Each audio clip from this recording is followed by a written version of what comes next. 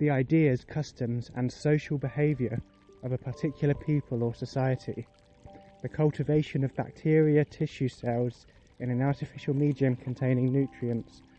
Culture is the characteristics and knowledge of a particular group of people, encompassing language, religion, cuisine, social habits, music, arts. The word culture derives from a French term, from Latin colere, which means to tend to the earth and grow, or cultivation and nurture. So these are just a few descriptions, just putting culture into Google.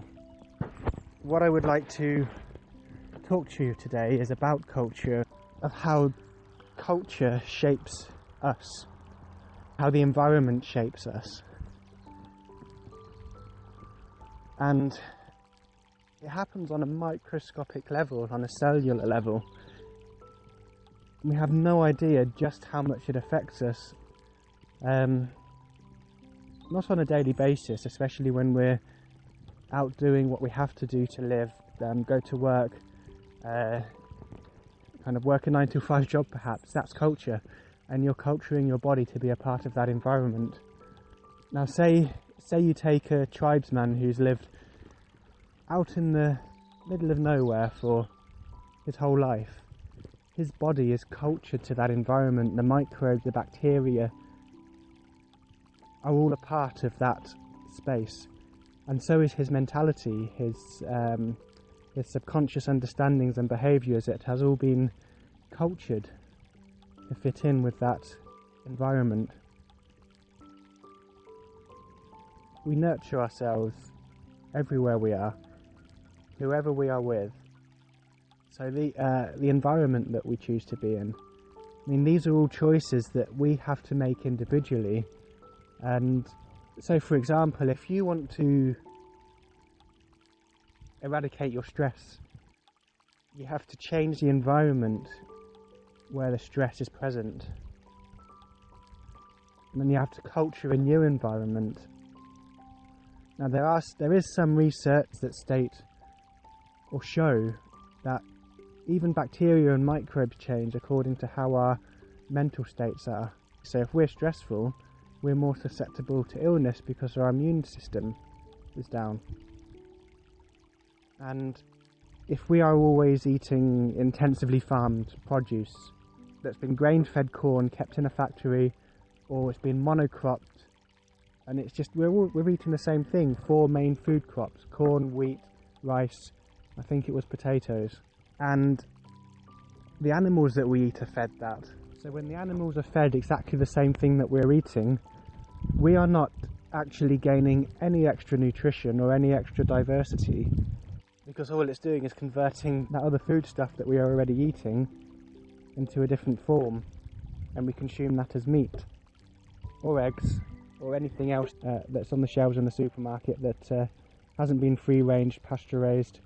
But even then, those same words, depending on where they have been pasture raised, they could still be eating a monocrop of just grass, for example, that's got no weeds or diversity in it. So, and free range could even mean they're just in an open small space that's only just big enough for them to stretch their legs. So there's a whole kind of spectrum to look at, and if you're in a city with all the pollution, the exhaust fumes, everything, you've got to think, what kind of culture is that promoting? What kind of bacteria are forming to deal with that atmosphere? Not to mention the lack of green vegetation, the lack of connection to the earth. Everything's tarmacked, concreted, insulated from a true connection to the ground. Like, how does that truly affect us on a cultural level? Like, our whole society has been shaped around our environment. If you look at a culture that's been born of the land, it is shaped around that wild environment. So our modern society, our culture is being shaped around lack of habitat, concrete buildings, lack of space. We're shaped around being on technology as opposed to being outdoors. Now, I'm not against technology per se. It has its place and it has a use as a tool. like I use it these days. I use it as a tool because unfortunately we do not have those links anymore. Within a locale, everything is separate, and the same kind of tribal community has been cleverly bred out of us.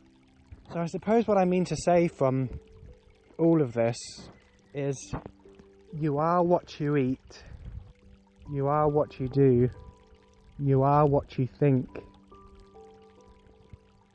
you are who you want to be, and it is up to you to culture yourself, your thoughts, cultivate that new environment and allow your body to adapt to it. After a certain stage, something will click and you'll notice that you have the freedom of your thoughts, a new way of thinking, a new culture of thinking. And this would then enable you to start culturing the environment you wish to be in. It is up to us. We choose, we decide.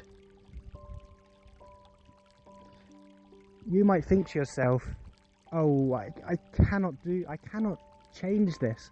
I'm driving a diesel car and I'm contributing to the pollution of the environment. There's nothing I can do. But these days there is. Electric vehicles are becoming more and more affordable, and I've been playing with a project on building a DIY cheaper version which can achieve me a good range in my local environment and even a longer range for travelling. And this cost me a fraction of the price of what you can currently buy on the market with all the style and everything. You could also build yourself an affordable DIY conversion on any vehicle. You just simply put an electric motor to a gearbox. But that aside, if we're driving a diesel car, we are supporting the culture of that environment. We are contributing to the culture that thrives in that polluted environment. The choices are there. We will no longer be supporting diesel. We will be no longer supporting the culture of pollution into the environment, and that would be one less person contributing to that whole state. And a lot of us end up with a mentality like, oh, it's going to happen anyway. For example, air travel, it's going to happen anyway, so I may as well take the plane. But then we then become a part of that exact same problem. We then become a part of that culture that keeps that problem going. So unless we choose to actively decide our individual choices on a daily basis, nothing will change. Instead of diesel and driving, let's look to another common aspect of our lives that we must do in order to survive. We must eat in order to survive. Now, the current industry thrives on intensive farming, monoculture, spraying pesticides, GMO, all of that.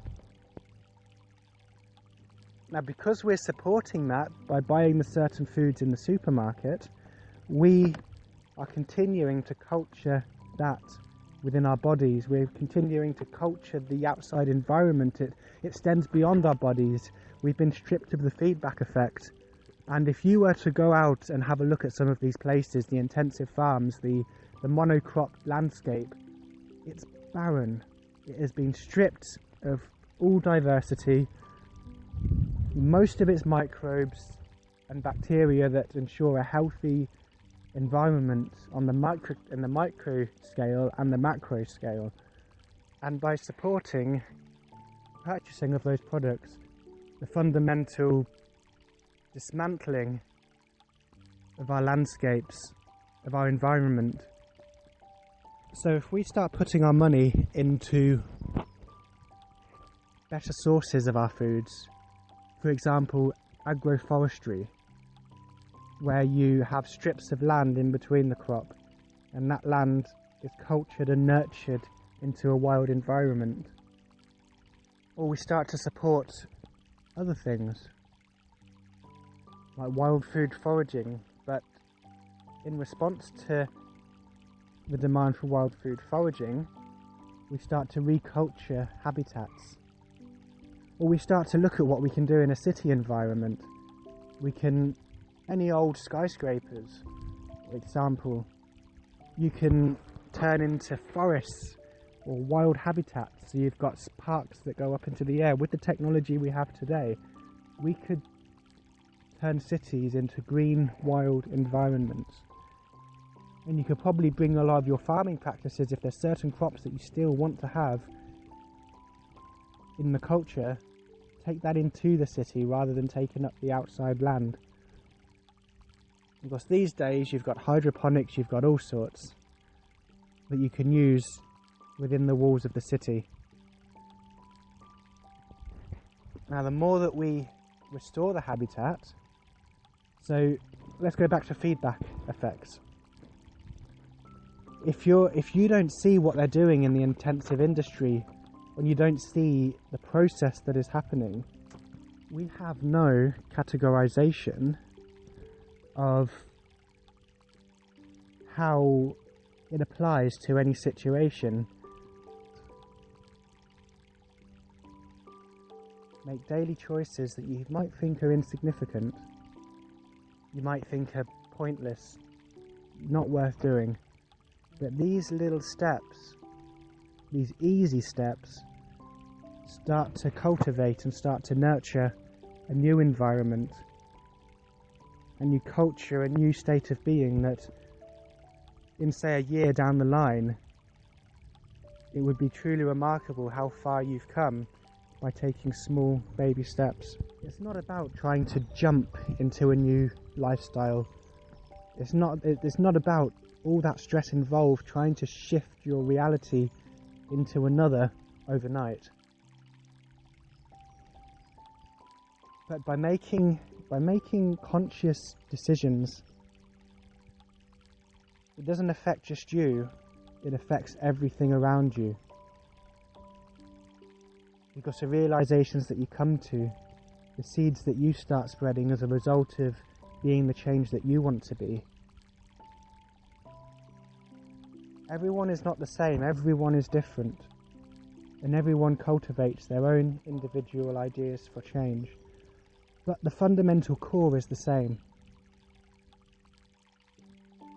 And at the end of the day, no matter what path we choose to go on, if we truly listen to our bodies and if we truly culture what is beneficial to us in a human and an environmental way, nature will benefit, we will benefit, and eventually there'll be a paradigm shift where enough change is made that we will notice. I mean, it's happening already. There's very small changes here and there. You've just got to look and you'll see them. So keep doing what you're doing and continue to culture your own reality. The world is our oyster, and the direction we wish to steer the ship is up to our choices and the environment that we wish to culture ourselves into.